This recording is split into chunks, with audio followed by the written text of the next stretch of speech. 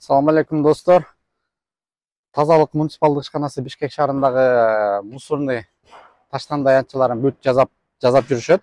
Эми баарын тез эле бүтүп салбайт, бирок четинен жазап келатышат да.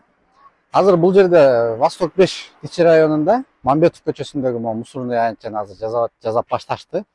Азыр 1-2 сааттан кийин кандай болуп өзгөрөт көрөбүз.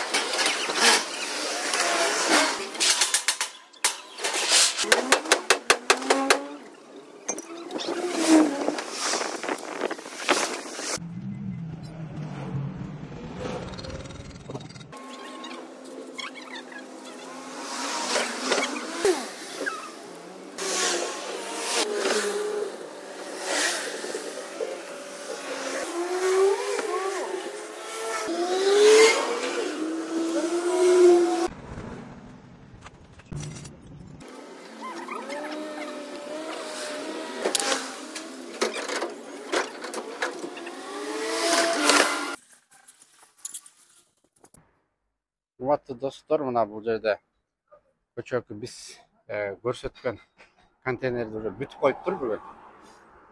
Мына мындай үстүн жаап, капталын жаап, артын дагы жаап, контейнерлерди сырдап, түздөп, айланасын тазалап, мындай кылып коюшту.